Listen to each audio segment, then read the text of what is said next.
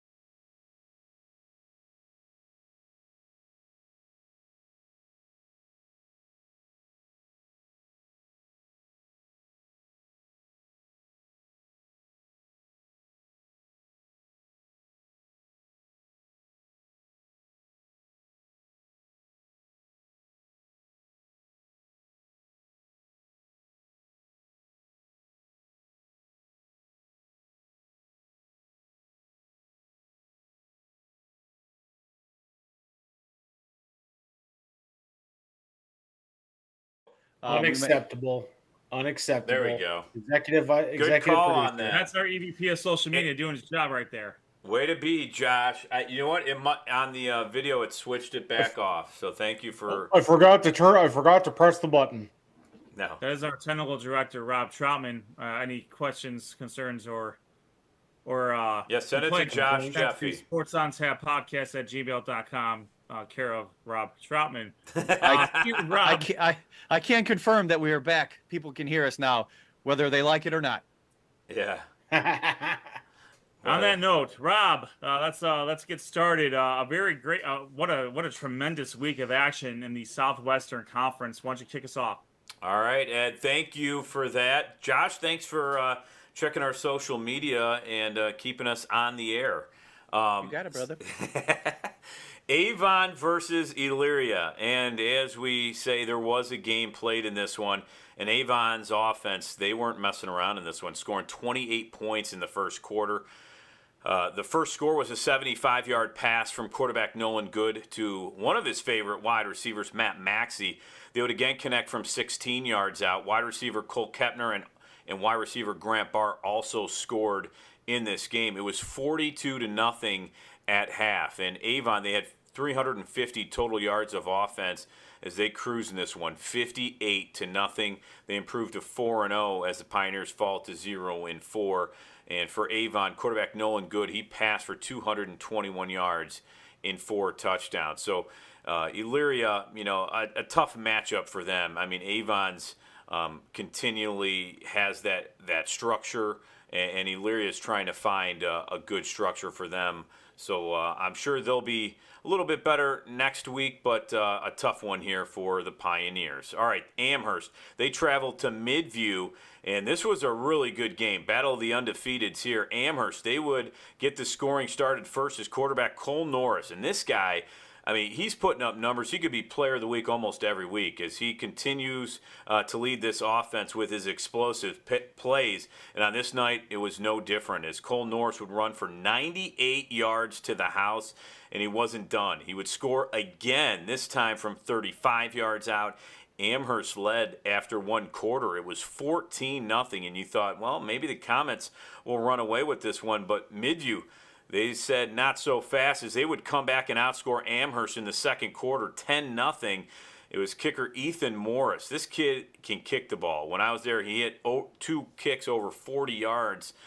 He hit a 26-yarder in this one, and also they would score on a 46-yard pass from quarterback Shea Williams to wide receiver Dior Jones.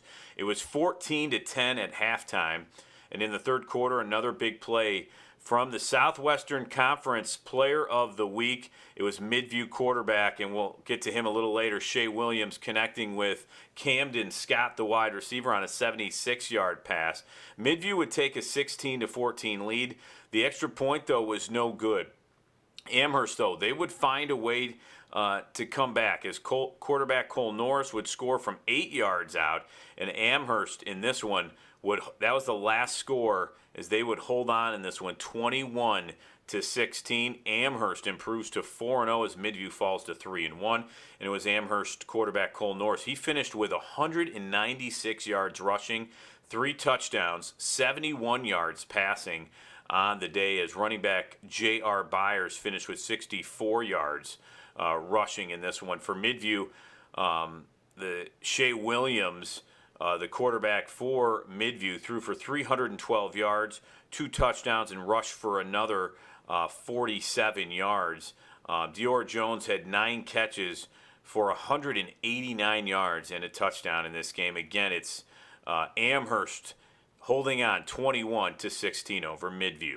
Avon Lake and Berea Mid-Park. This was at Berea Mid-Park, and this was a crazy game because Avon Lake in this one found themselves trailing 28-14 in the third quarter. They were already without starting quarterback Alex Afalter and wide receiver Luke Stewie, and 2 starters that have huge contributions on this team. But the Shoremen, they cut the lead to 1 possession in this game. Then quarterback Owen Zach connected with wide receiver Aidan Stewart for the touchdown. Stewart in this game, he caught 9 passes for 99 yards and 3 touchdowns. along with a kick return to the end zone. And we'll talk to him all about that as he'll be joining us live on the show at about 8:30 here tonight, and excited to talk to him. And in this game, though, it was a tie. It was a close game. It was a tie game at one point, or they were trailing by one. Instead, Coach Kostelnik says, you know what, we're going for two and the win. Well, it paid off because the Shoremen got it and left the Titans with 20 seconds left, and the Titans couldn't do anything with 20 seconds. So the Avon Lake Shoremen escape with a 36-35 win. Avon Lake now improves to 2-2 as Berea Mid-Park falls to 1-3. The Sports on Tap Game of the Week, and go to our YouTube page to see all the highlights of this one, or you could go to our website, sportsontappodcast.com, to see all the highlights. This was a great game. Olmsted Falls and North Ridgeville, both undefeated coming into this game. It was a physical game on both sides of the ball, really from the start of it. And in the first half, both defenses made plays to stop drives, especially North Ridgeville, as they stopped Olmsted Falls a few times inside the 20-yard line. But it was Rangers kicker Austin DeShazo. He hit the right upright, and it went through from 26 yards. And then the Bulldogs, they would respond. They get a huge turnover as the Rangers, they botched a punt, and the Olmsted Falls Bulldogs would pounce on it at the 1-yard line. Well, the Bulldogs, they took over, and after 3 tries, they couldn't get in. Good defense by the Ridgeville defense. They held Callan Kaufman to a 24-yard field goal. It was tied at 3 in the game. After one, it was 3-3. Then in the second quarter, the Rangers, they would get a really good drive that was capped off by Zach Barnhart, the running back for the Rangers, a 1-yard touchdown run. That made it 10-3 North Ridgeville. And then once again, a good drive down the field by Olmsted Falls. They would punch it into the end zone, and it was quarterback Jimmy Rossell on a touchdown run. The game was tied at 10-10 at halftime, and in the second half, whatever Coach Morgan said, it really worked for North Ridgeville. They came out and ran away with it. For the Rangers, touchdowns by running back Zach Barnhart, Charlie Steinmetz, the wide receiver running back, quarterback Cole Miller, and Tavion Swain. The Rangers, they just have multiple weapons on offense and not just one guy's getting the ball. But give credit to the North Ridgeville defense and offensive lines. They really controlled the line of scrimmage in this game and did a great job with a really good Olmsted Falls team that just couldn't muster up any offense against this good defense, and they couldn't stop the Ridgeville offense. But for Olmsted Falls in the second half, they did get a touchdown. Logan Connolly with a kickoff return that went to the house, as the Rangers, though, get a big win here, 43-17, as they stay undefeated at 4-0. The Bulldogs fall to 3-1. Again, North Ridgeville 43-17, and that was the SOT Southwestern Conference Game of the Week. Now the SWC Player of the Week, and it was a losing cause, but Midview quarterback Shea Williams, 312 yards passing, 2 touchdowns, and rushed for another 47 yards, and he's really keeping that Midview team in really good shape this season. So a good performance by Shea Williams. A lot of other good performances, and we got some emails from people that I know wanted some other players of the week. It was a tough call, but we went with Shea Williams. So we'll look ahead now in the Southwestern Conference for Week 5. A lot of really good matchups coming your way in Week 5 as Amherst faces Berea Mid-Park. That's going to be a really good game. Midview versus Avon Lake. Olmsted Falls takes on Elyria. And the battle of undefeateds here. North Ridgeville travels to Avon, 4-0 against 4-0. Who will fall down in this one? It could be a really good game. From what I saw in North Ridgeville, I'm interested to see how they come out in this game, because obviously we know what Avon can do. Can the Rangers pull an upset in this one? Last year they hung around in the first half. They had Cole Miller go down with a huge injury in the first half. And Zach Barnhart also, I believe, was out in that game. So they do have some different pieces available to them this year. So North Ridgeville and Avon could prove to be a really good game this week.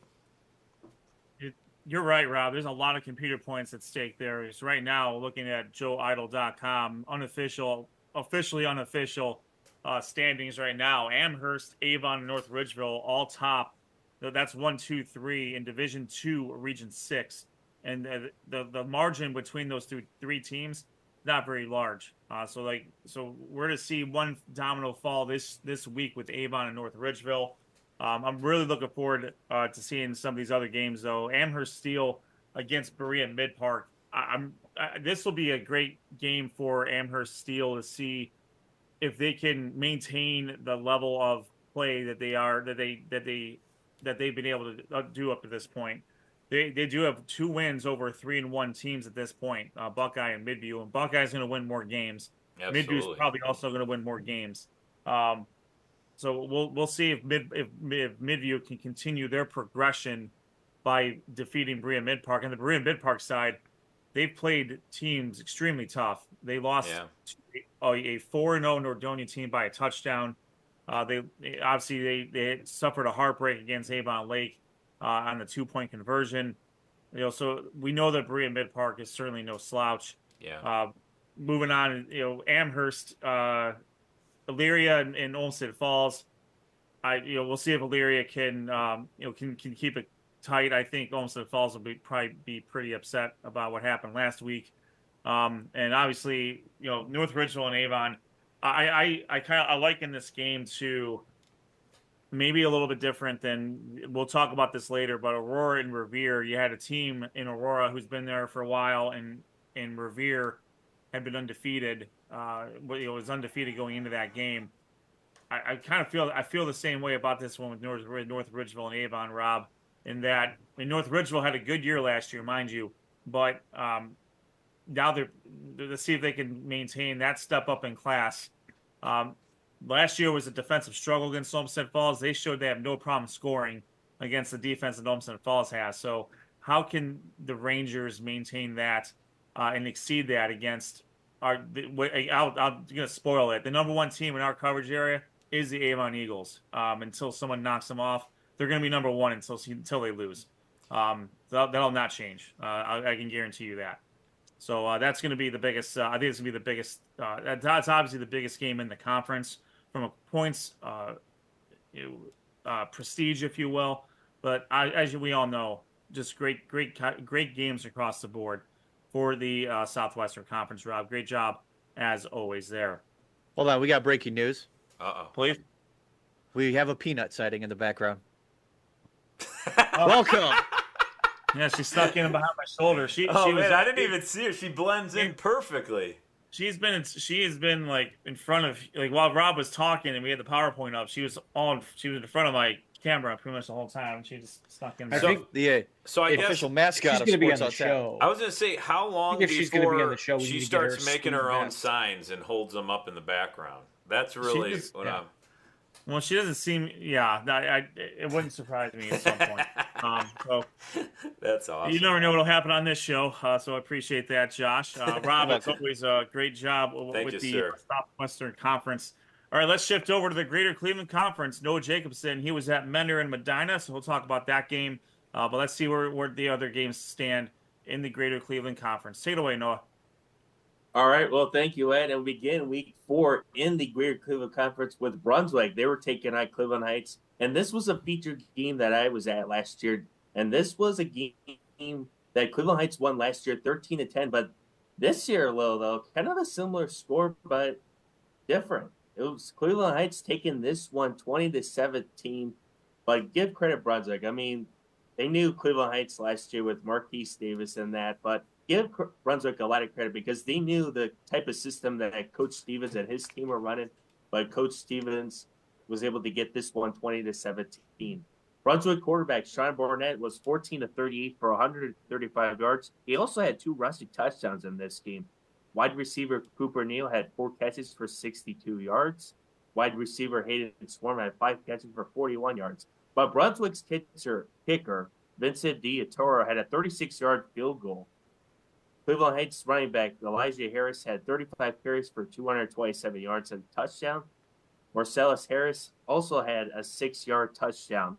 But the biggest reason that Cleveland Heights won was not on offense, but defense. DeJuan Jones made a fumble recovery touchdown, which really sealed the deal to give Cleveland Heights the victory, 20-17, as Cleveland Heights improves to 2-2, 1-0 in the conference. Brunswick falls to 0-4, 0-1 in the conference. The next game, Euclid was traveling to Shaker Heights, and what a surprising victory by Coach Jamie Imperial. He got his first victory last week in Week 3, and then he gets his first Greater Cleveland Conference win this week against Shaker Heights, 14-10 on the road. Quarterback Kylan Stewball found a touchdown pass to Chimeri Friesen. But the biggest thing for Euclid is on defense. Kaishwan Telfair had a one-handed pick six to begin the game for a touchdown. What an unbelievable play that was. Shaker Heights running back Cornell Bailey also had a touchdown, but Euclid was able to stun Shaker Heights on the road 14-10 to give Coach Creel's team the 2-2, 1-0 in the conference. Shaker Heights falls to 2-2, 0-1 in the conference. Strongsville, they were traveling down to Benedictine. This was a game that was played Saturday night. Tight end Storm Miller had a 2-yard rushing touchdown. Quarterback Nolan Baird had a touchdown pass, 15 yards to Alex Aspe. And then Vincent Roncone had a 37-yard field goal to give Strongsville the lead 17-15 with 5:51 left to go in the fourth quarter. But Benedictine would score a game-winning touchdown to give them the 21-17 lead. Strongsville had an opportunity to win the game, but Benedictine was able to pick off Nolan Beard. But Benedictine was able to get this one, 21-17. Benedictine improves to 3-1. Strongsville falls to 1-3. And then the SOT feature game of the week in the Greater Cleveland Conference. The Mentor Cardinals were taking on the Medina Bees. And what a great night it was back in Medina. I mean, there was kindergarten night. I mean, the whole community just out there to support the team. But it was the Mentor Cardinals that were starting off fast in this game. Running back Jackson Farley had 3 touchdowns in 9 minutes in the first quarter. That does not happen too often when you have a fast start like the Mentor Cardinals did in the first quarter. And then quarterback Scotty Fox had 2 touchdown passes to Justin Hodge in the first half to give the Cardinals a 35-7 lead going into halftime. And then the rest of the way, Mentor's offense and defense was just doing its thing in this game as the Cardinals would take down the Medina Bees 49-14. Quarterback Scotty Fox was 14-23 for 263 yards and 3 touchdowns. Running back Jackson Farley had 12 carries for 108 yards and 3 touchdowns. Wide receiver Justin Hodge had 8 catches for 147 yards and 2 touchdowns. Wide receiver Austin Van Huss had 5 catches for 110 yards and a touchdown. But I really want to give Mentor's defense a whole lot of credit. They had 6 interceptions in this game, which really helped the Cardinals' offense to score 49 points in this game. Xavier Dunn had an 80-yard pick 6 touchdown that really sealed the deal in this game. Medina quarterback Casey Diallo was 17 of 41 for 169 yards and 2 touchdowns. 2 of his touchdown passes were to Brian Wutcher and Sidney Lloyd. Running back Cooper Josephic had 13 carries for 76 yards, but Mentor was able to go on the road and beat the Medina Bees 49-14. Mentor improves to 4-0, 1-0 in the conference. Medina falls to 1-3, 0-1 in conference play. The Greater Cleveland Conference Week 4 Player of the Week is Cleveland Heights running back Elijah Harris. He had 35 carries for 227 yards and touchdowns. And that is the Week 4 recap for the Greater Cleveland Conference. As we move on to Week 5 schedule in the Greater Cleveland Conference, Medina will be traveling to Brunswick. This is a game that will be played on Thursday night, not Friday night. Euclid will be traveling to Strongsville. Shaker Heights will be playing Benedictine. And I'm really looking forward to seeing how this matchup goes. Cleveland Heights versus Mentor. That should be a really great game. And that is the Greater Cleveland Conference Week 4 recap and Week 5 schedule in the GCC. Great job, Noah. I'm interested in seeing if Marquise Davis is going to be playing that game against Mentor. He's been he hasn't been healthy the last few weeks, and you can tell how much of an impact that has for Cleveland Heights. Even though they have obviously the next running back in waiting with their efforts, but it's just a it's obviously a different dynamic when an all Mr. Football finalist is not playing. And I mean, if he's hurt, he's not 100%, and that's a lot of what Cleveland Heights offensively does is revolved around him. Now, defensively, they're very tough defensively. I think we all know that. They have 4-year starters across the board, but you can't measure the impact of what Marquise Davis does. And some bad bounces, unfortunately, that happened to Brunswick, and you don't anticipate a punt that goes less than 10 yards to end up backfiring on you, and that's exactly what happened in the last minute in the Brunswick game, which was oddly enough kicked by Marquise Davis. He had the punt, and unfortunately, you don't practice that, and you just don't practice that. You don't practice. You do not account for a 4, 5, 10-yard punt. You just don't. But Cleveland Heights, they found a way to win, and they continued on. Menor, no, now you got to see Menor in person. Just how good is Menor? Obviously they did some work to your alma mater, but man, how good is Menor in person?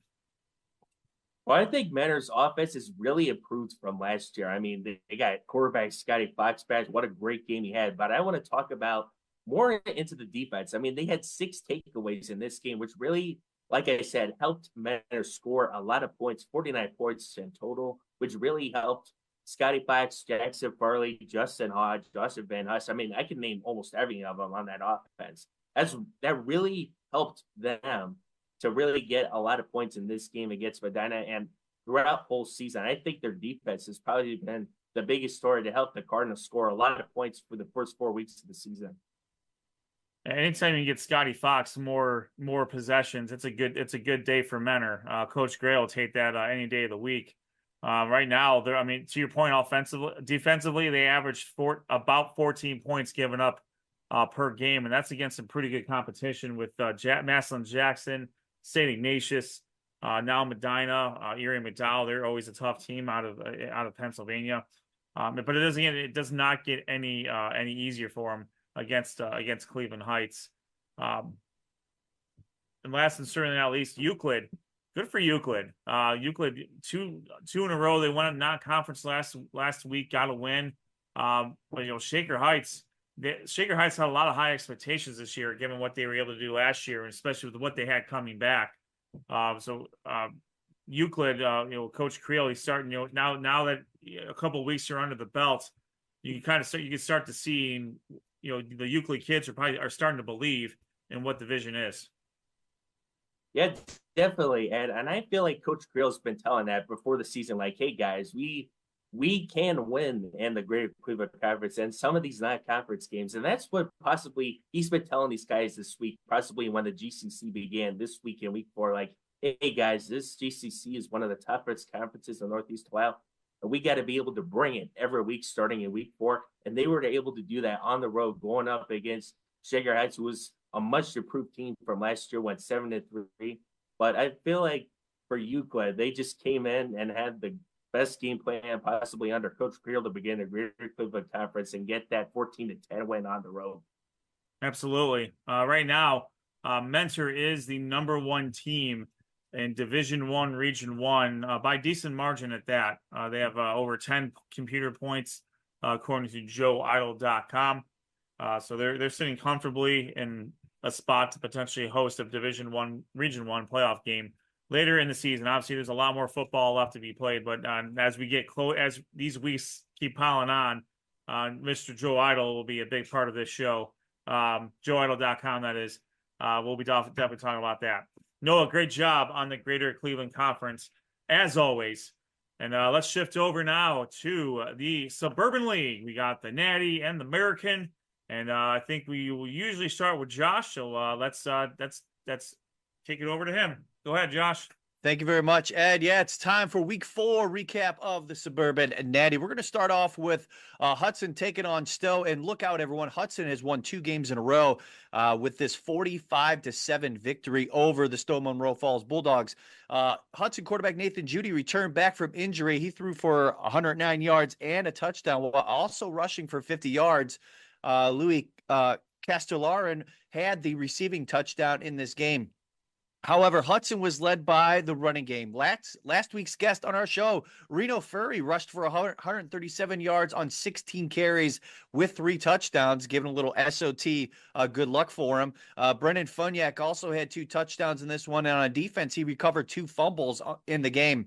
Stowe's only score came on a 4-yard run by Caden Boyd in the first quarter, and quarterback for the Bulldogs, Jake Harrington, only threw for 134 yards with an INT. With the victory, Hudson improves to 2-2, and Stowe, drops to 1-3. The same exact score in this one, Nordonia 45-7 victory over Solon. Somewhat of the same script in this one. Solon's Jack Sanders threw a 3-yard touchdown pass to open up the scoring in this game, but Nordonia would go on to score 45 unanswered points, led by quarterback Ben Chester, who had a total of 4 touchdowns in this game, 3 coming on the ground and 1 touchdown pass to Denny Ars.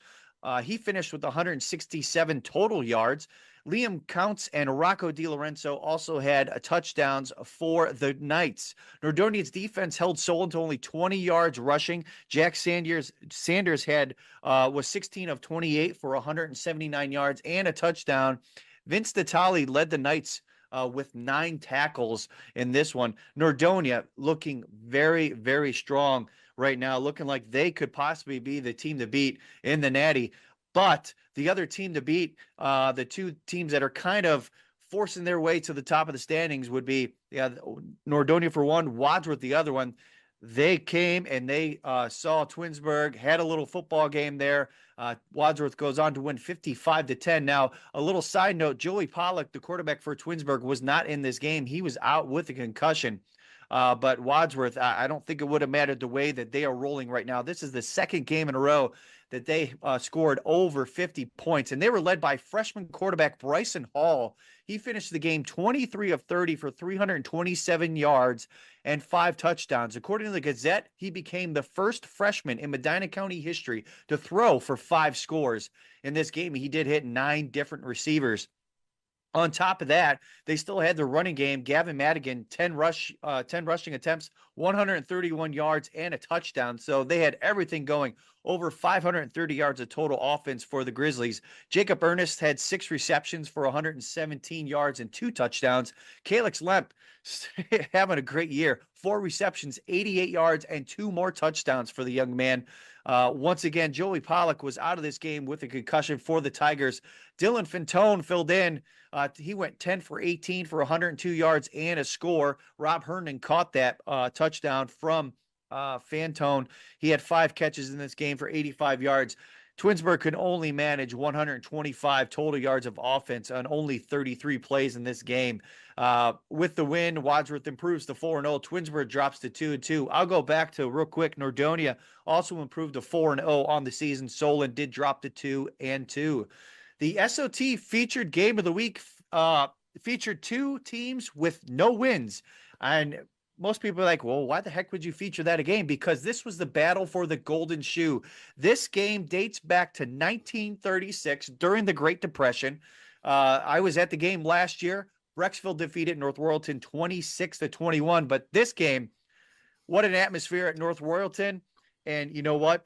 They came to play. They came away with a 55-21 victory. North Royalton surged out to a 29-0 lead after 2 touchdowns from Joseph Calarco. Grady Ball and Cameron Saul each had rushing touchdowns. And North Royalton special teams also added a safety when a snap for a punt went over the head of the Brecksville's punter into the end zone that led to the safety. Brecksville, however, did find some momentum in the second quarter of this game. The first touchdown came on a 2-yard run by Jacob Peterovich.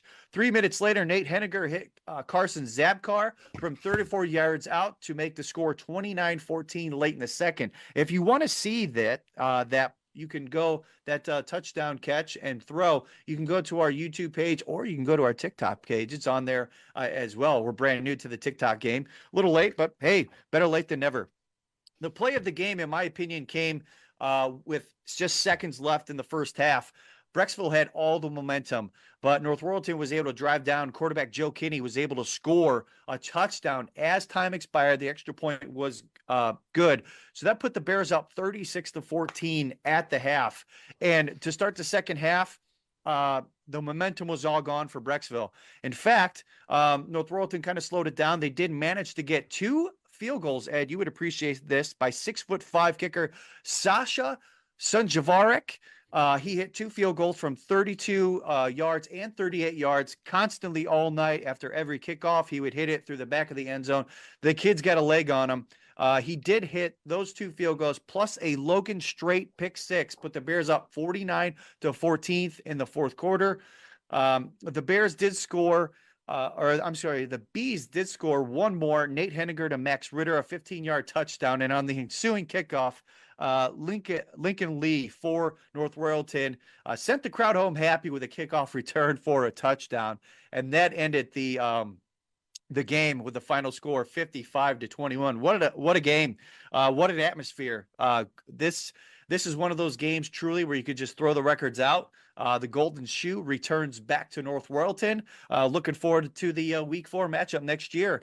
And that'll be end it right now for the Natty recap. We will go over to the America, and that'll be Sean Duffy, and he'll go over his recaps. Thank you, Josh. And I know we like to fool around with the nickname of the America Division, but this week we can rename it Blowout Central, as the American Division saw its fair share of blowouts, starting with Talmadge heading in to take on Barberton. And what do you know? Talmadge blows out Barberton 40-13. Talmadge quarterback Ryan Lovelace finished the game 12 of 24, 235 yards, and 3 touchdowns on the night. Talmadge wide receivers Noah Robinson, J.D. Cantazar, and Lucas Safera each catching a touchdown pass from Ryan Lovelace. Blue Devils running back Ricky McLean had a rushing touchdown to kick in, as well as it was all Blue Devils all night. Barberton was able to score 2 touchdowns, but it was when the game was well out of reach and in running clock territory, as Barberton falls to 0-4, 0-1. Talmadge improves to 3-1, 1-0 in the conference. Next up on the Blowout Central is Kent Roosevelt, and boy, oh boy, did they get some revenge from last week's tough loss to Lakewood, as they blow out Cuyahoga Falls 44-0. Kent Roosevelt's Parker DeSadaki had an 82-yard punt return for a touchdown, as well as a 34-yard touchdown run of his own. Keith Stewart from the Rough Riders had a 67-yard touchdown run, along with Makai Jones, also kicking in for a 40-yard touchdown run. Quarterback Yante Smith of the Rough Riders had 1 rush TD and 1 pass TD, that pass TD coming to wide receiver Tyler Ellington, as Kent Roosevelt blows the doors off Cuyahoga Falls 44-0.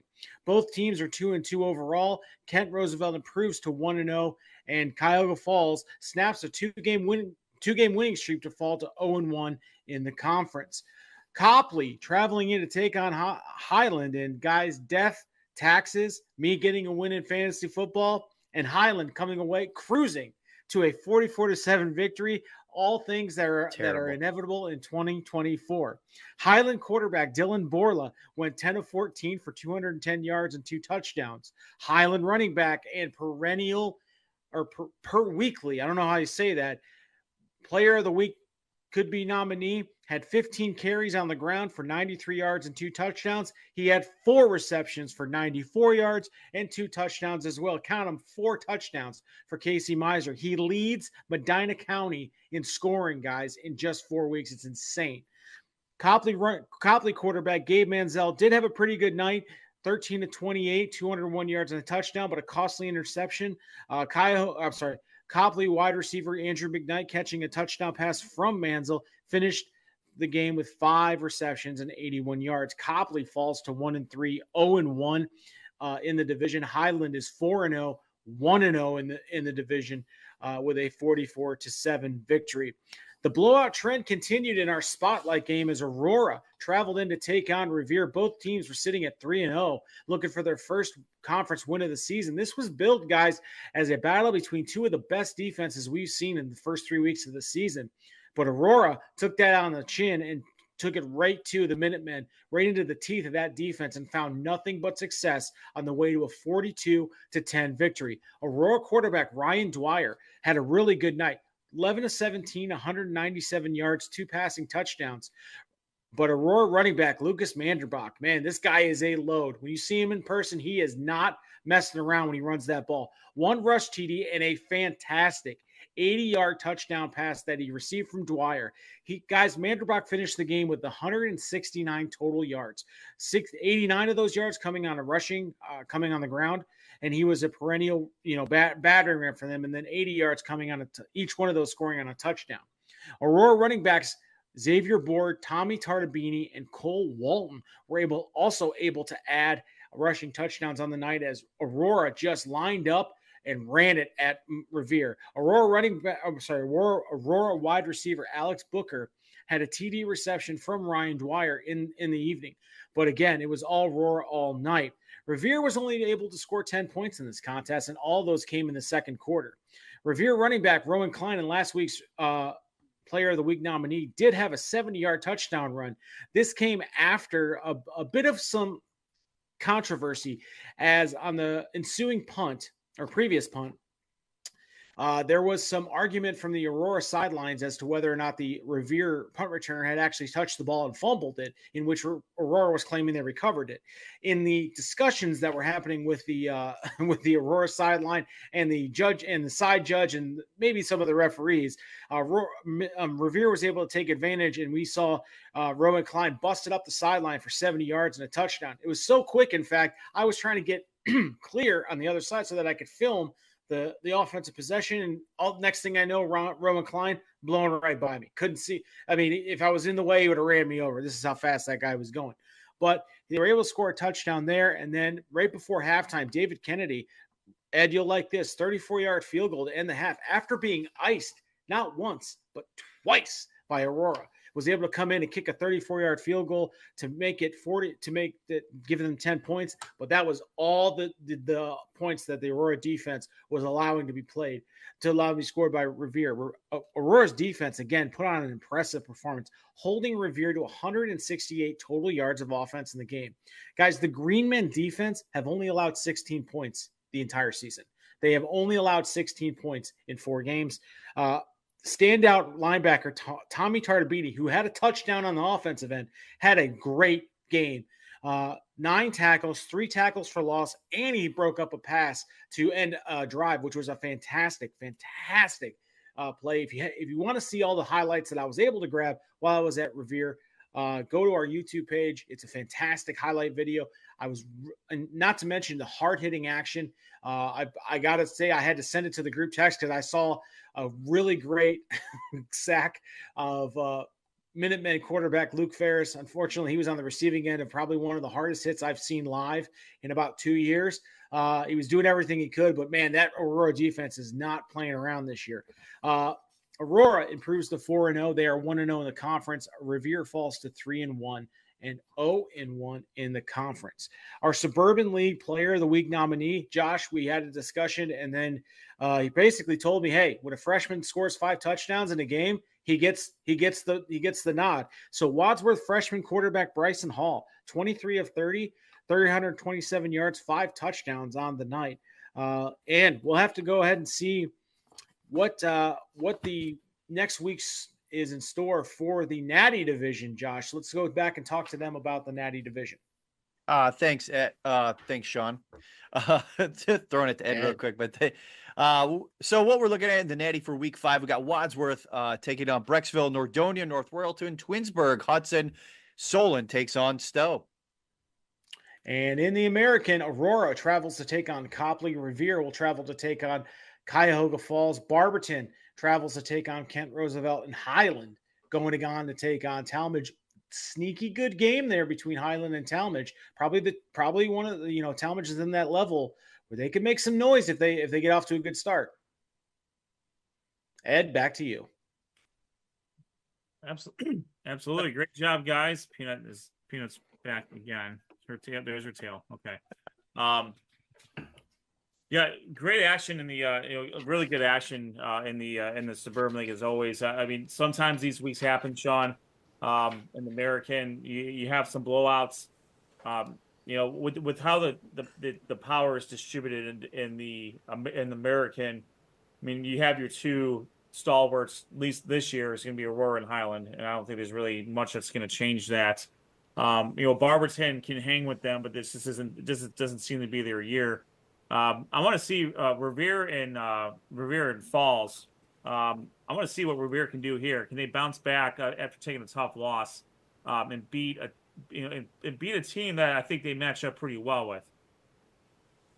In Revere and Falls. Yeah, looking at that game last week specifically, it just seemed like everything Revere tried, Aurora had an answer to. And part of that is just great coaching. And Coach Mahalik, has those guys ready to play offense, defense, special teams. So if you're going to beat Aurora, you better come and play as perfect a game as possible, because that's how good this team is. I look at a team like Revere, and they have that home run power in Rowan Klein. They got a really good quarterback in Luke Ferris. But again, I feel like Aurora really kind of put them in uncomfortable situations. They were behind the chains a lot. Penalties, they kind of shot themselves in the foot a little bit. There was a lot of unsportsmanlike conduct. I think they were getting frustrated. It was one of those things where if they would have gotten on some momentum, a couple things went their way, they may have been able to kind of kick it into gear and maybe make that a game. But it really felt, Aurora lined up, and they don't run they don't really spread the field out too much. Aurora runs basically, it looks like an arrow, and they are running straight, and good luck trying to tackle any of those running backs. Xavier Board, Lucas Manderbach, Tardabini, and Cole Walton, who, Cole Walton and Tardabini were the guys that they went to on the goal line. And the pops that I heard coming into the end zone on those 2 touchdown runs could rival anything I've seen. So, Aurora's a great team. But again, these two teams, the two teams that we're talking about, Highland and Aurora, are on a collision course, and that comes in week 10. And again, I look at a team maybe like Talmadge that could make it a game this week against Highland. But again, Highland is just operating on some sort of, they know what they do well, and they do it so well. And it's, it's Miser and now Borla, who, really learned a lot from those previous quarterbacks and is kind of came into his own this week. So we'll see. But I agree with you. I think, Revere has a good opportunity for a bounce back game. Cuyahoga Falls also has a bad taste in their mouth as well, because they were on a 2-game winning streak before they ran into Kent Roosevelt. And, say what you will about Kent Roosevelt, they are a bad weather game away from being, 3-1 right now, because I think they, that Lakewood game, again, that hampers what Kent Roosevelt wants to do. They are a speed team. They want to spread the field. And when it's, raining cats, dogs, chickens, and oxen, you can't really throw the ball too much, because you don't want to put that kind of stress on your defense. So that limited what they can do. And you saw the very next week, when it's clear and sunny and, beautiful night for football, it was a track meet. And that's something that Cuyahoga Falls needs to, learn from and move on so that they can maybe put up a good fight against Revere. Yeah, on the national side, Josh, the Natty side, if you will, right now the collision course looks like it's running for Wadsworth and Nordonia. Now you obviously can't rule out Hudson. Hudson seems to be starting to catch their stride. If Joey Pollock can play this week for Twinsburg, that'll certainly make that game a lot more difficult for Hudson. Correct. With Hudson and Twinsburg, and Hudson's losses are to Highland. Obviously, Sean just talked about, and we've all seen how good Highland is, and a very tough Hoover team. Which, even when talking with Reno Ferry last week, that's one that they wish they could get back. And they've kind of made it a mission that that game is not gonna happen again. And so they certainly don't want to look past Twinsburg on their own collision course with Wadsworth. Oh, you're very right. I mean, they're finally starting to get back in their stride. Nathan Judy's back at quarterback, having that veteran presence back there. That's going to be key for them as well, just kind of stabilizing the ship. But when we're talking about the Natty right now, we got to talk about Wadsworth and Nordonia. Those two teams play here October 4th, so that's going to be a matchup to look forward to. But seeing Nordonia live, haven't got to see Wadsworth live quite yet. Nordonia's got it going on. They were a team I was looking at coming into this season as one of the top teams in the conference, and they are proving that to be. Their quick no-huddle offense is really tough for a lot of teams' defense, especially when you have the running game like they do with DiLorenzo, Counts, Chester. Those guys can all run the ball, and that just wears down a defense. They really have the capability of I think, doing some damage. And the surprise, Bryson Hall, the freshman, coming in, I believe, as a full-time starter in week 2 or 3, really kind of coming to his own, kind of surprising a lot of people in the area. He's putting up some numbers. We'll see if that can continue. I have no reason why it won't. That's going to be fun to watch as we go forward. The thing with Wadsworth is a lot of their players got good time last year as sophomores. Correct. And whether it be by injury or just by opportunity, or they outplayed the senior or the junior. Now they're juniors, and they're providing a really good base for a freshman to come in and play as well as he has. Freshmen doing as well as they do in really in most schools isn't particularly common. A school like Wadsworth, it's almost unheard of, and in a division like Division II, in Medina County, you don't see that very often, especially at the quarterback position. So correct. Lots of good stuff going on for Wadsworth, and Coach Todd has he's got a good thing going on there. But Coach Fox, again, these two teams aren't going to look past their next few opponents by any stretch of the imagination. But that game on October 4th is going to be great, provided they can negotiate the bogey that is Hudson. I don't believe. Actually, Nordonia has Hudson right after Wadsworth. Right. But Wadsworth's gonna get a crack at Hudson right after they take on Brecksville here this week. Yep. All right, gentlemen, great job in the Suburban League as always. Let's shift over to the Cleveland West Conference, the CWC. This is the first week of CWC play. You guys, most of you who have been following our podcast, this is the Great Lakes Conference, just reduced to all the public schools that are all roughly Division II to Division IV. No, they're all Division II or Division III. I'm looking at this again. No, Bay's Division IV now. Moving on. So let's start with we'll start with Normandy taking on Bay Village, and Normandy started the scoring with an 89-yard kickoff return for a touchdown by senior DeQuarius Bradley. Bay answered with an 11-play, 54-yard drive, capped off by a touchdown run by junior running back Rocco Hereditario. The Invaders, they followed with a touchdown pass from senior quarterback Elijah Gray to DeQuarius Bradley on a 4th and long. That's a killer there if you're Bay. And then the Invaders capitalized off of a botched punt by the Rockets, and DeQuarius Bradley then scored his 3rd touchdown of the first half and gave Normandy a 20-7 lead. So to recap, DeQuarius Bradley scored off a kickoff return, a touchdown pass, and a touchdown run. 3 touchdowns, 3 different ways to do it. That is grounds for Player of the Week. Unfortunately for Bradley, he was out the second half, and Normandy had to play tough defensively. Bay's senior quarterback Michael Farrell connected with Brody Boggs for a 29-yard touchdown near the end of the half to make it 20-14. But in the second half, it was no score. The defenses held tough. Normandy thwarted a last gasp effort by Bay, and Normandy gets a 20-14 win over Bay. Some might call this an upset given how Bay's been doing the last few years. But when you have a quarterback as good as Elijah Gray and someone as explosive as DeQuarius Bradley, Coach Ian Koss talked about this after the game. I mean, Bradley had played in middle school, and they were able to get him back out, and he certainly made his presence felt in this game. He had 9 offensive touches for 71 yards. He had 3 total touchdowns, including that 89-yard touchdown. That was a kickoff return to start the game. Normandy quarterback Elijah Gray, he had 150 yards of total offense. For Bay, Rocco Hereditario, he had 29 carries for 157 yards and a touchdown. But with the win, Normandy improves to 2-2 overall. They are 1-0 in the conference. The Invaders will host North Olmsted next week. Bay, they dropped to 2-2 overall. They are 0-1 in the conference. They will travel to Buckeye. We'll go to that Buckeye game right now. I got to scroll down here a little bit. Where's it at? There we go. All right, Buckeye took on North Olmsted, and just like some of the past games from North Olmsted, their defense, they've come to play. They've played very, very good defensively. This game, the score, you see it on the screen, it's 28-7, but this game was 14-7 in the fourth quarter. The Bucks were finally able to pull away in the fourth quarter.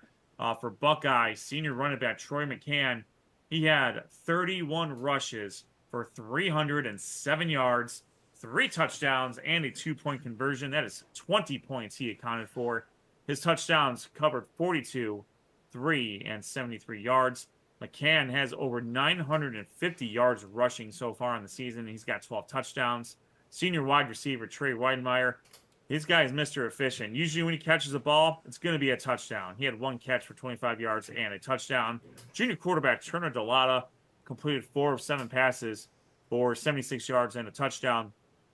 Buckeyes defense intercepted North Olmsted 3 times. Liam Phillips, Ryan Wilhelm, and Braden Sopko all got interceptions for Buckeye.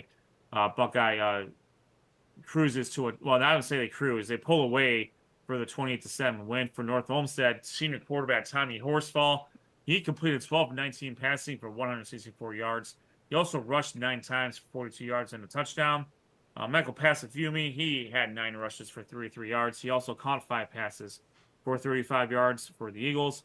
And Lawrence Stanley, he had 2 passes for 77 yards. One of his long passes did set up a touchdown for Tommy Horsfall. Buckeye, they moved to 3-1 overall. They are 1-0 in the conference. They will host Bay Village next week. North Olmsted remains winless. They will look for their first win at Normandy. All right, let's go to Rocky River and Valley Forge. And this was, tell you what, the Patriots, they came to play here. Valley Forge, they took a 21-14 lead. Cam Wadsworth had 3 rushing touchdowns. He ended up finishing with 148 yards and 3 touchdowns. But Rocky River junior quarterback Ryan Taylor, he caught a heater pretty efficiently, both in the air and with his legs. He answered with 14 of 21 passing for 283 yards and 4 touchdowns.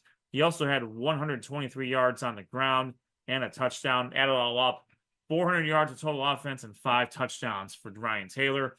Pirates wide receiver Oran Grieve, he had 3 catches for 108 yards and 2 touchdowns. He also had a 20-yard fumble recovery for a touchdown. We'll do a shout-out to Oran Grieve. He was to be a guest on tonight's show. Unfortunately, he feels a little under the weather. So we wish Oran well. Hopefully he gets healthy and ready to play this coming week. And we'll certainly look to get him back on the show later in the season. Also for Rocky River, Cam Volkowski, he had 9 catches for 147 yards and a touchdown. Josh Mammers, strong safety. He blocked a punt. He recovered for a touchdown. Then he also scored on the offense. He also scored an offensive touchdown. So Rocky River just piled on the points once Valley Forge kind of slapped him in the face. But for Valley Forge, Patriots quarterback Lucas Schillinger also rushed for a touchdown. Add it all up, Rocky River gets a 52-28 victory over Valley Forge. Rocky River is 3-1 overall, 1-0 in the conference. They're going to host Lakewood next week. Valley Forge falls to 1-3. They are 0-1 in conference play. They will travel to Westlake. Speaking of Westlake, Lakewood took on Westlake, and this was a celebration of the 1999 team from Lakewood that last won a division title. But the Rangers certainly gave the 99ers quite a show. It was a close one in the first half. The Rangers took a 19-15 lead behind 2 rushing touchdowns and a touchdown pass from senior quarterback Avery Holt to senior wide receiver Jalen Chappell. Westlake countered with a touchdown run by Antonio DiRenzo and a San Brucieri run. But the Rangers pulled away in the third quarter. Avery Holt found Jacob Stoll for a 25-yard touchdown reception. And then Tyrese Gatling followed it with a 2-yard touchdown run. And with that, Sam Brucieri was able to come back into the game for the Demons. He'd gotten hurt. He found Chris Campbell for an 11-yard touchdown pass. But it was not enough. The Demons fall to Lakewood. Lakewood wins 32-21. Lakewood moves to 3-1 overall, 1-0 in the conference.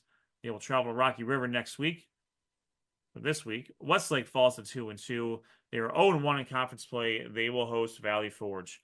I'll tell you what, this was not an easy decision. DeQuarius Bradley certainly put enough work in to to merit himself a consideration for the CWC Raymond Felton State Player of the Week nominee for Raymond Felton State Farm Insurance Player of the Week contest. In fact, if he had played the second half, if he was healthy enough to play the second half and put up more numbers, I might have given him the nod. And that's mostly because the guy who got it is probably going to do this again at some point this season. Buckeye senior running back Troy McCann, it's hard to ignore it. 31 yards, 307 yards, and 3 touchdowns. 31 rushes, 307 on the ground, 3 touchdowns, and a 2-point conversion. Buckeye senior Troy McCann is the Cleveland West Conference Player of the Week nominee for this week. All right, let's shift over to week 5. We do have some good games on the docket here. Bay Village takes on Buckeye. There's some decent computer points on the line here. Whoever gets the win there, Lakewood will take on Rocky River. We'll see if Avery Holt can match wits with Ryan Taylor there. Normandy is going to take on North Olmsted. See if Normandy can continue on their streak here. Again, I think they stunned Bay, and if DeQuarius Bradley's healthy, pairing him with Elijah Gray is going to give a lot of teams some problems. For North Olmsted, we'll see if they can get something going on the offensive end. Their defense is playing tough. I think they're just getting worn down at certain points of the game, and they got to get some turnovers and hopefully start to build offensively. I mean, Tommy Horsfall, he's experienced. Michael Passafiumi, good running back, good receiver. It's just they just need a little bit more out of the offensive unit, and they'll be able to really supplement that defense. Valley Forge will take on Westlake. Westlake in a little bit of a stunner here. I mean, Sam Brucheri did have to go out, and then he came back in and promptly threw a touchdown pass. So if Brucheri's healthy for that whole game, it might be a little bit of a different story against Lakewood. But take nothing away from the Rangers. They played a really tough game, especially given what was going on for Lakewood that night. I will say for Buckeye, they are following the same script that we're used to them seeing. Troy McCann, the last few years has been the bell cow. He had Gage Nagy helping him out last year. And even in years past before that, they have a strong running game, and they really don't ask their quarterback to do too much. Casey Murray didn't have to throw the ball that much, and usually if you get Buckeye in a situation where they have to throw the ball a lot, that's when another team can find success. And that's not because the quarterback is bad for Buckeye. It's just the way that Buckeye's built is they're built on the ground game, and the more you can make them pass, the more advantageous that is for the opposing team. So that's all we got for the Cleveland West Conference. We're gonna take a quick break, and when we come back, is Aidan waiting for us? Yeah, he's waiting there. He just got there. Okay, let's take a quick break. We'll talk to Aidan a little bit off the air, and then when we come back, we will have Avon Lake wide receiver Aidan Stewart. The junior is going to join us on the show, talk about their big win over Berea Mid-Park and really the great season he's put together so far. This is Sports on Tap. This is the high school football recap show for week 4, presented by Raymond Felton State Farm Insurance. We'll be right back.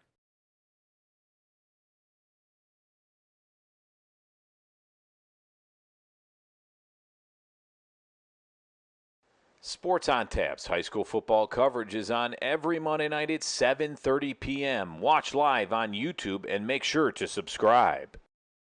Sports on Tap's high school football coverage is presented by Raymond Felton State Farm. Have you compared insurance rates lately? Are you satisfied with your current insurance provider? If not, look no further than Ray Felton State Farm, a proud sponsor of Sports on Tap. For a free quote, call his office at 234-284-2996 or visit him online at rayfelton.com. Whether you're hosting a corporate event, wedding, conference, concert, or any other special gathering, our comprehensive range of services will exceed your expectations and elevate your event to new heights. RRT Productions. We shoot, we edit, you win. Visit our website at www.rrt-productions.com. We've got the experience, the passion, and the beach to make your event a smash hit. Whether it's a romantic wedding, a lively sports venue, or a rocking high school dance, Troutland Entertainment has you covered. Contact them at 330-414-4261 or email them at troutlandent@gmail.com. That's troutlandent@gmail.com.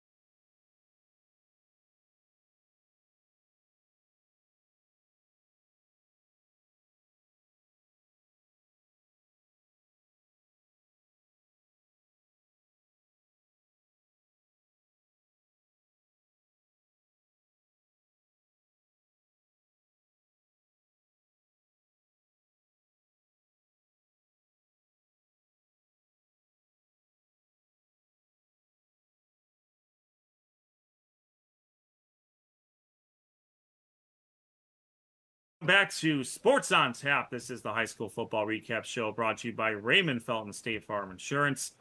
This is the week 4 recap. It's hard to believe we're already 4 weeks in, but here we are, and a great game that was played that was played last week by our guest coming up here, student athlete from Avon Lake, junior wide receiver Aidan Stewart joins us. He had 9 receptions for 99 yards, 3 touchdowns, and a kickoff return for a touchdown.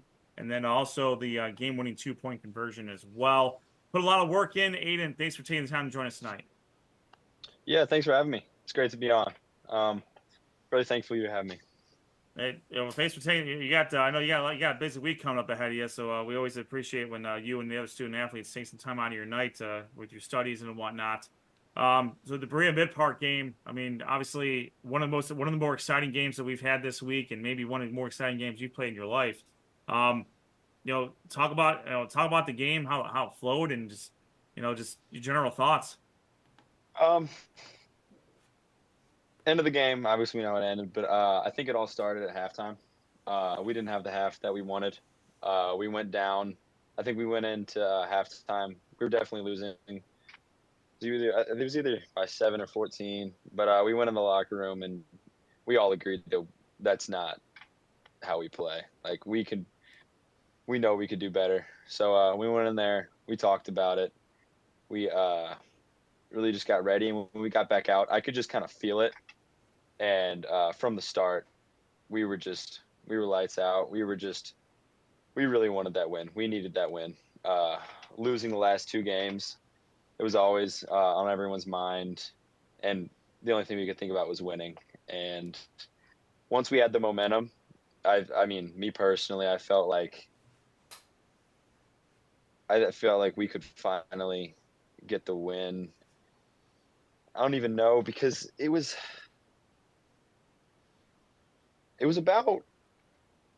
that slant where we finally started coming back, and I could kind of feel it. The whole team was rising, but I could feel it. Everyone was getting a lot louder. I could tell that for sure. And that final drive, 2-minute drill, I've never been more hyped in my life. Definitely the best game I've ever been a part of. So, yeah, I mean, that's about it. Oh yeah, well, I mean, that's not a whole lot of players get that opportunity for sure, man. This year you started out with a even just the first game, you started out with a really good game. So as a junior, how are you finding your way with some of the seniors that are the seniors providing helping not only you but the other juniors and underclassmen out, especially when it comes to Friday nights? Oh, I love the seniors. It's a great class. Like, I could say good things about every single one of them. Like, there's not a single one of them that's ever looking down on any of the underclassmen. They're great leaders, every single one of them, and they're putting in the time for every single person on the team. And yeah. Aidan, congratulations on a great performance last week and getting that win. That's got to feel good with the season. Now, my question is, as Ed mentioned, you are a junior and you are kind of stepping up a little bit this year. What's been the biggest thing that you came into this season wanting to work on? Whether it's offense, defense, special team, whatever it would be. And, what have you really kind of focused on in your work and practices, off-season workouts and things like that to make you a better player this season, coming off after your sophomore season? I mean, honestly, I can't really say one thing. It was everything. I was looking through my old film and I was laughing at myself because it was not good. It was rough. So I looked at that and I knew I needed some help. So I got in with T3, worked with Reggie all off season. Shout out to him. He got me right. He's been a big help to this off season. I was in there about 2 times a week, throwing in the field with Alex, probably 2 times a week as well, and just getting working with everything. Main thing I worked on was probably getting chemistry down with Alex. That's something that I think probably lacked last year. But me and him, I think we're were firing all cylinders. It was great. Like, we were really out there just balling. And Stu will be back, and I'm excited to see the offense with Alex, Stu, and us back. And offensive line is doing great right now. So I'm excited where this offense is going to take us. So.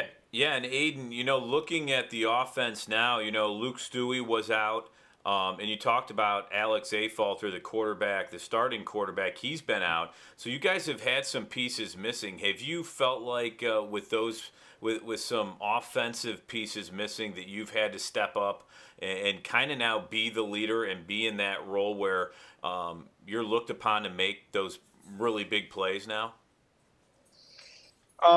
For sure, in a way. But in that being said, there's not a single person on our offense that can't make these plays. We don't have a single weakness on our offense. And I think anyone could have as good of a game as I did. It just happened to be me. Absolutely. Yeah, you got a lot of weapons there in Avon Lake, and I know defensively, really all around you have some good pieces there, and you've had some close games. Like I said, you pulled this one out. That had to be a fun game and fun atmosphere to be a part of when you're in a game like that. I mean, that's probably going to be a game that you and your teammates are going to remember forever, realistically. I mean, you guys are going to be talking about that game for a long time. Oh, yeah. That was I've only been playing football for 2 seasons, and by far the best game I've been a part of. Like, the atmosphere and everything. I've never heard a crowd before then, really. Like, it was very noticeable. Like, catching that ball and hearing everyone go crazy, and I got, like, the entire O-line running at me. I'm like, it's kind of scary when you just. I was gonna say, did you run running at you? I was gonna say, did you run the opposite direction when you saw the O-line running at you? Like, hold on, guys. That's probably the first time I've let them hit me. Nice. Hey, Aiden, I was curious. We're, believe it or not, we're about halfway through this season, and a lot by now. We always say kind of the cream rises to the top. You guys have been kind of having like an up and down type season, but for you, can you identify kind of an identity of what your team, maybe just on the offensive end or a team in total, what you guys, what kind of team you guys are, or what kind of team you guys are forming to be yet? Do you think, in your opinion, you guys established the identity yet? I think week 1, we established an identity. We could run the ball and throw the ball.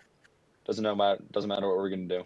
We're going to be physical, win on the line so we can win in the run game and through the pass game. And it was always known that we were going to win through our offensive line. They're a great group of guys.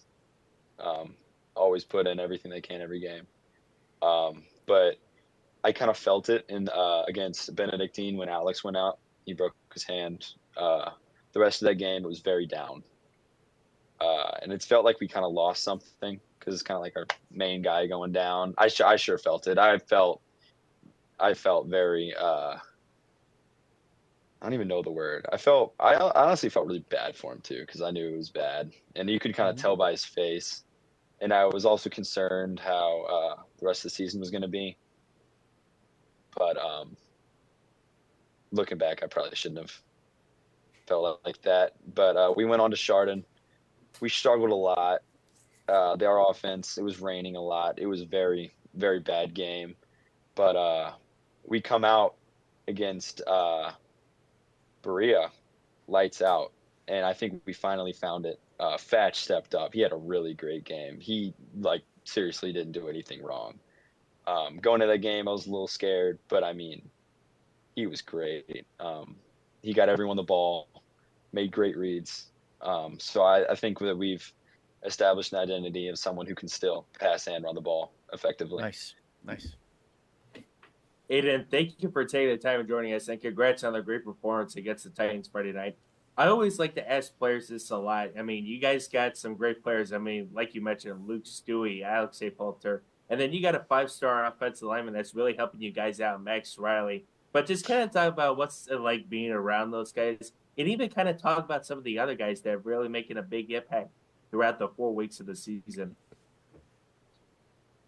They're great to be around. When I got here, everyone really helped me, let me in open arms. I mean, everyone was really helpful in me moving here. In particular, Max, he was a really big part of moving here. He's not only a great football player, obviously, but he's a really great guy too.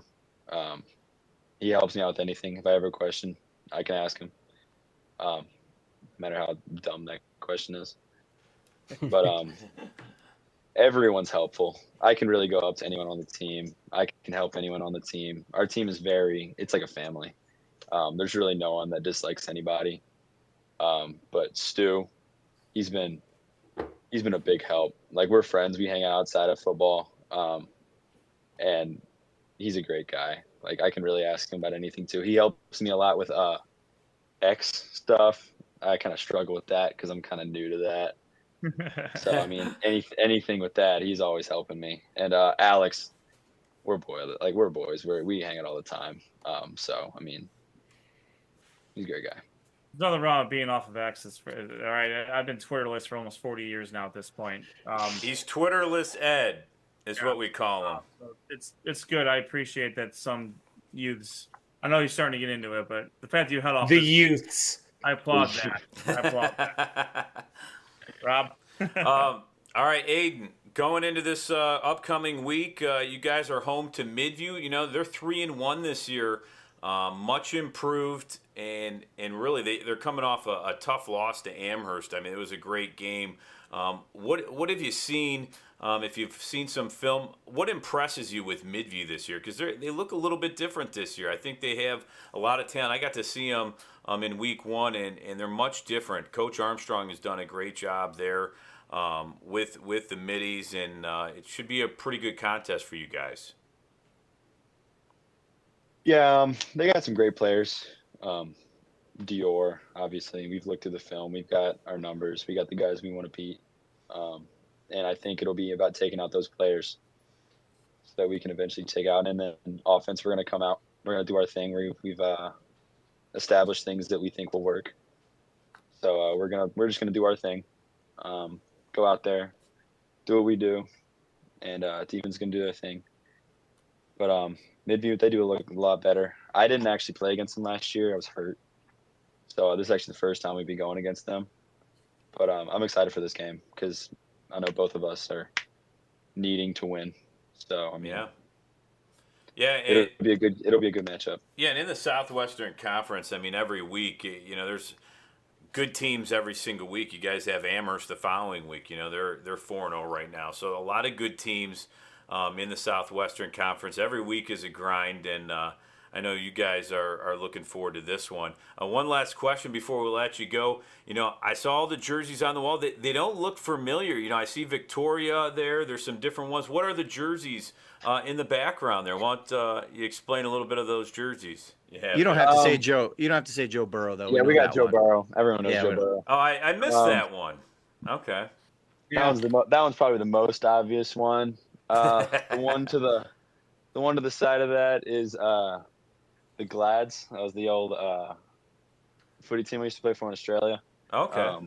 Australian football. It's something that you probably have never heard about. No, I like that. I like that. I like those types of sports. I also like Gaelic football. That's beside the point. Gaelic football is fun. I played that before. My PE teacher was Irish, so she taught us it all, and we thought it was hilarious. Very cool. Going on, next one is football jersey of the team I used to play for in Australia. You guys would laugh. It's very different. Yeah, it's a little different than here, huh? I like that football. There's no pads. You just straight up beat the crap out of each other. Man. Yeah, pretty much. That's a good way to explain that. So have they tried to get you to play rugby or? Oh yeah, recently actually. Caleb came up to me and was like, "You should just not do track and play rugby." I was like, "No, rugby's not my thing." I mean, coming from Australia, that's right. You came from Australia. What's been the difference, I guess, coming from Australia to the United States for football, and how did that all happen for you? The difference, there's a big difference. It's like it's very different. Football there is a very it's almost like playing AFL here. Like you just don't really hear about it. No one knows what it is. It's like this little league, and you kind of just do it for fun. Like half the people don't even show up for games. It's really not a commitment. It's something you just show up and play for. It's just fun. But what was the other thing? What was it like coming from Australia to here, and how did that all happen? Saying you lived in Australia for probably your whole life up until 2 years ago, right? No, okay. So I'm originally from Baton Rouge. Oh, okay. I moved. Hence the Joe Burrow. I get it. LSU. Okay. I get it. It Yeah. makes sense. Yeah, I'm connecting everything now. We got the LSU on right now too. I'll let you have. I'll let you have that. I moved to Australia when I was about, I think I just turned 10 for my dad's job.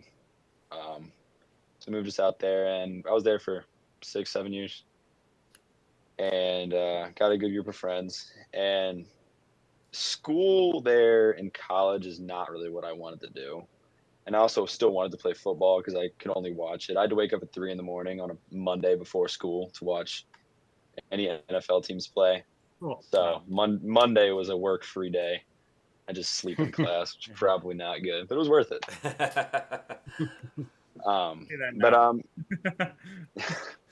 Yeah. So I mean, we came to visit here in Avon Lake. My grandma, who I live with right now, came to visit, and I think like right before I left, she was like, if you ever think about wanting to live here and stay for like a year or something, and play football and take it serious and see where it can take you, you can always do that. And at the time, I was like, it's cool, but I didn't really think about. I was like 14 at the time. Didn't really think about moving away from my parents. Kind of scary. And turned 16. I was like, kind of really thinking about it because I really wanted to go to college here. Football, like big sport events, don't really happen in Australia, and I just want to be a part of that atmosphere. So I talked to him about it. We made it happen. Moved here right before the season. Joined in, and I mean everyone made me feel great. Like everyone welcomed me, and everyone wanted to hear stories about Australia. It was pretty funny. But I mean, I was like 150 pounds, scrawniest guy you'll see. I'm not the biggest guy, but I mean, I've put on like 30 pounds. I mean, there's been a big change between. Yeah. No, let's give props to Grandma for making that move. As of right now, Avon Lake, they're all happy that Grandma made that suggestion. Yeah, she recruited you here. She did. Number one recruiter. That's right. Well, that's a great story. We appreciate you sharing that, and appreciate you coming on tonight. I know you got a busy schedule, and you're probably still tired from last Friday's game, putting up some big numbers and getting the win. That was an exciting game, and I'm sure you slept or tried to get some rest this weekend, right? Yeah, I mean, after the game, I didn't go to bed until like 3 a.m. I don't think. I couldn't sleep. You're excited. I was so amped up. I mean, that's awesome. Very good. Yeah, Aidan, thanks again for taking the time to join us. Good luck this week against Midview. Big game against the Middies there. And we'll continue to see how the Avon Lake Shoremen do over the course of the season. So good luck to you this week and the rest of the year. Thank you. Thank you for having me. Been a pleasure. Thanks, Aidan. Thanks, Aidan. Thanks. Bye-bye. Junior wide receiver Aidan Stewart of Avon Lake by way of Baton Rouge in Australia. Awesome. It's a great story. Yeah, I thought I heard that, but I wasn't sure about it. And then when I saw those trees, I'm like, maybe those are from somewhere. That's pretty cool. Absolutely. Good job, super sleuth Rob. Yeah, out there. Investigative reporter. I'm Rob Troutman reporting. All right, let's continue on here. Just about wrapped up with the show here. Let's go over to the Raymond Felton Safe Harbor Insurance Player of the Week poll. We'll turn it over to Scott and Rob for this one. All right, so just to kind of give you a reminder of who the nominees were, Troy McCann from Buckeye, Bryson Hall from Wadsworth, Elijah Harris, Cleveland Heights, and Shea Williams from Midview. And with 41.2% of the votes, this week's Raymond Felton State Farm Player of the Week goes to Shea Williams from the Midview Middies. Congratulations. Bryson Hall finishes second, Troy McCann third, Elijah Harris finished fourth on our poll. We appreciate everyone for voting. That's actually two now this year, two Player of the Week winners from the Southwestern Conference. So Rob's conference is cooking the books over there. He's cooking the books. Got the lead. Was it 2 or was it 3? It's 2. It was 3 actually, because J.R. Byers won. Yep, you're right. Noah, boom. That'll be enough out of you. That's right. My bad. I was on assignment last week. I didn't make the note on who won, so that's my fault. I know. Elijah Harris too at Cleveland Heights. Cleveland Heights has got to come up swinging here. I mean, what a performance he had. A lot of good performances. Oh, I know. Bryson Hall, a lot of young guys. Excuse me. Putting up some big numbers. All right, congratulations there. We'll have a new set of Raymond Felton State Farm Insurance Player of the Week nominees coming up here for Week 5. All right, we're at the end part of the show. We will reveal where we are going to be for Week 5. I think we have a couple of assignments going on this weekend, but we will have some coverage on our Twitter page at SOT Podcast. Where are we headed? Sean, go ahead, buddy. Well, I looked at the schedule, boys, and I said to myself, you drove all the way out to Revere last week. Maybe you want to stay local. And I couldn't think of a better game to go to than heading on down to Avon to check out these two undefeated teams bang heads. We got North Ridgeville 4-0, taking the 10-minute drive to Avon to see if they can continue that unbeaten streak. But that is a tall task indeed, and I'm looking forward to seeing the North Ridgeville Rangers take on the Avon Eagles for right now supremacy in the Southwestern Conference. It looks to be a very good game. Sean, you kind of teased it during your recap of the American Division. Sneaky good game in the in the Suburban League. Highland is going to be traveling to Talmadge, and that's where I will be traveling myself, making my way first time ever to see the Blue Devils live in action at their home field. Looking forward to that very much. There we go. We will be. So you have it. The ton of computer points going to be on the line here between North Ridgeville and Avon. We talked about that game pretty well at length, and then Talmadge going to get some love here. I'm going against a very, very tough Highland team, so I'm looking forward to this game too, to see if Talmadge can hang with Highland, if they can maintain their composure, force a few turnovers. Maybe Highland slips up a bit. I mean, we're not used to seeing that from a Mike Gibbons coach team. But if Talmadge is ready to pounce on any mistake that the Hornets make, Talmadge certainly has the firepower to make them pay for it. And fellas, there may or may not be. I'm hearing rumors. I don't know. Got to confirm with a couple sources, but there could be an SOT extra featuring Noah Jacobson Friday for his 21st birthday. Ooh, so happy birthday, Noah! Oh no, he's legal, folks. Oh man, I can't wait to see that SOT extra. Oh boy, extra. I want to filter that through our EVP of social media content before that goes anywhere on the public site. But we'll just stick with that. That's well, right. Thank you guys. I really appreciate the happy birthday wishes, and it's crazy. I'll be turning 21 this weekend, and thanks again for the birthday wishes, and good luck to you, Sean and Josh, covering these games. I know me and Rob off this weekend, but once again, a great show tonight, and once again, good luck this weekend, you, Josh, and Sean, for Week 5 already of this high school week coverage. Thanks, you better not be able to remember the rest of this weekend. That's easy. I don't think I will. That's your assignment. My assignment will be taken care of Friday night. Your assignment is it better be sketchy the weekend. Somebody call Noah up this weekend. Make sure he's all right. Ooh, buddy. This is He'll be just fine. We'll leave it at that. He's going to enjoy his 21st birthday. Fine. He's going to have a good time, like we all are, and So like everyone else is safely enjoying their high school football games this Friday. Yeah, and make sure you say hi to Noah Jacobson, Dr. Hoops, who might be out roaming the town of Medina, Ohio.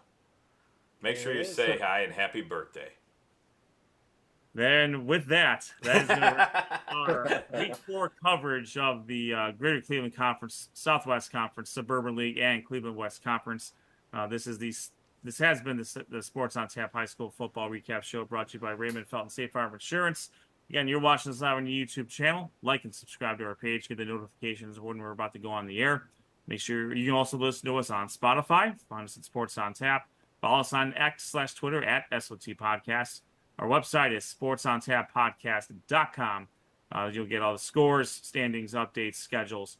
Anything you need to know will be on the website. Make sure you follow us on Facebook at Sports on Tap. We're on Threads at SOT_Threads or SOT_Podcasts. And any sort of communications, if you want to email Noah a happy birthday, you can send that to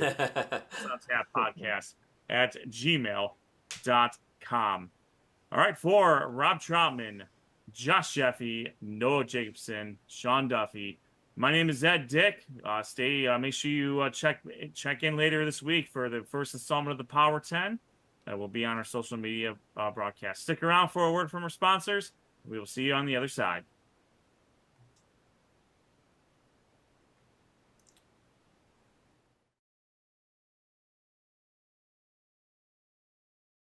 Sports on Tap's high school football coverage is on every Monday night at 7:30 p.m. Watch live on YouTube and make sure to subscribe. Sports on Tap's high school football coverage is presented by Raymond Felton State Farm. Have you compared insurance rates lately? Are you satisfied with your current insurance provider? If not, look no further than Ray Felton State Farm, a proud sponsor of Sports on Tap. For a free quote, call his office at 234-284-2996 or visit him online at rayfelton.com. Whether you're hosting a corporate event, wedding, conference, concert, or any other special gathering, our comprehensive range of services will exceed your expectations and elevate your event to new heights. RRT Productions. We shoot, we edit, you win. Visit our website at www.rrt-productions.com. We've got the experience, the passion, and the beach to make your event a smash hit. Whether it's a romantic wedding, a lively sports venue, or a rocking high school dance, Troutland Entertainment has you covered. Contact them at 330-414-4261 or email them at troutlandent@gmail.com. That's troutlandent@gmail.com.